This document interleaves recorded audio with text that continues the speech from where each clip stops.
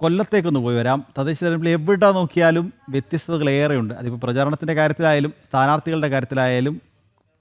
കൊല്ലത്ത് പാലത്തറയിലാണെങ്കിലോ ഷേക്സ്പിയറുമായി ബന്ധമുള്ളൊരു സ്ഥാനാർത്ഥിയുണ്ട്. കാണാം മനോജിൻ്റെ report. William ഷേക്സ്പിയറിൻ്റെ ശ്രദ്ധേയമായ നാടകങ്ങളിലൊന്നായ ഒഥല്ലോയിലെ പ്രധാനപ്പെട്ട ഒരു കഥാപാത്രമാണ് ഡെസ്റ്റിമോണ. നാടകപ്രേമികൾക്ക് എന്നും സ്വീകാര്യതയാർന്ന ആ പെൺ കഥാപാത്രത്തിൻ്റെ പേരിലും ഒരു സ്ഥാനാർത്ഥി കൊല്ലത്തുണ്ട്. കൊല്ലം കോർപ്പറേഷനിലെ പാലത്തറ ഡിവിഷനിലെ NDA സ്ഥാനാർത്ഥിയാണ് ഡെസ്റ്റിമോണ. എന്തായാലും പ്രചരണ രംഗത്തെ തിരക്കിലൊക്കെയാണ് വ്യത്യസ്തമായിട്ടുള്ളൊരു പേരൊക്കെയായ ഒരു സ്ഥാനാർത്ഥി.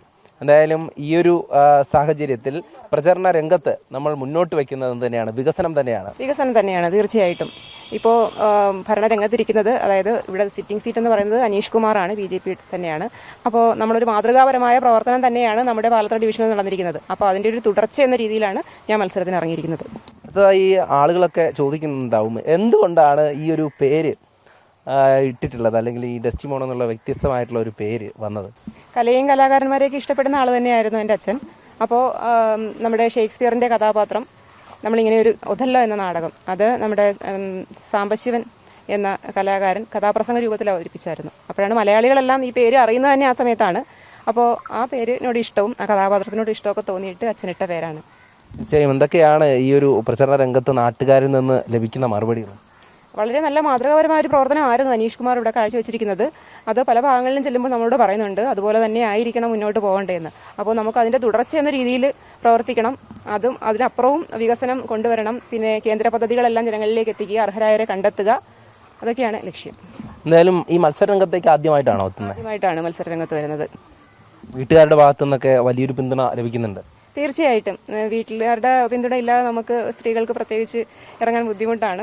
കുടുംബവും രാഷ്ട്രീയ പ്രവർത്തനവും എല്ലാം മുന്നോട്ട് കൊണ്ടുപോകാൻ ഇഷ്ടമാണ്. എന്തായാലും കലാപ്രേമി കൂടെയാണ്, കുടുംബപരമായി തന്നെ കലാപ്രേമികളാണ്. അപ്പോൾ ഈ കലാരംഗത്ത് മികവുറ്റ പ്രതിഭകളൊക്കെ ഈ വാർഡിലുണ്ടാവും. അപ്പോൾ അവർക്ക് വേണ്ട പ്രവർത്തനങ്ങൾ കൂടെ ഉണ്ടാവും അല്ലേ വിജയിച്ചു കഴിഞ്ഞാൽ?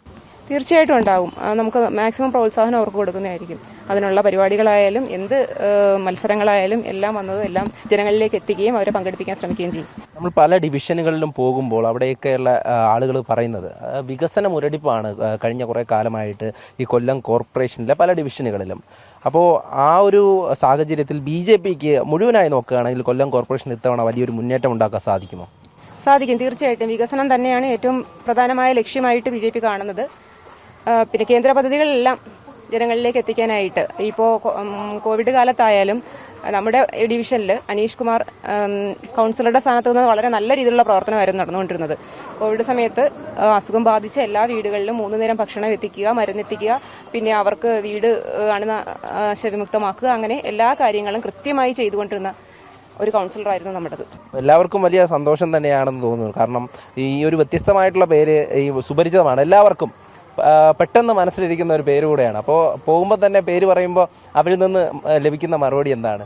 അതായത് എന്നെ നേരിട്ട് കാണാത്തവർ പോലും എൻ്റെ പേരറിയാം എന്നുള്ളതാണ് ഏറ്റവും വലിയ പ്രത്യേകത. സ്കൂളിൽ പഠിക്കുമ്പോഴായാലും നമ്മൾ പഠിക്കുന്ന സമയത്തായാലും നമ്മൾ പഠിക്കുന്ന സ്ഥാപനത്തിൽ, ജോലി ചെയ്യുന്ന സ്ഥാപനത്തിൽ ഈ പേരുള്ള വേറെ ആരും കാണില്ല എന്നുള്ളതാണ് ഏറ്റവും വലിയൊരു കാര്യം. നേരത്തെ ജോലിയിലായിരുന്നു. 3 വർഷം ഞാൻ ESI ഓഫീസിൽ, സബ് റീജിയണൽ ഓഫീസിൽ വർക്ക് ചെയ്തു സ്റ്റെനോഗ്രാഫറായിട്ട്.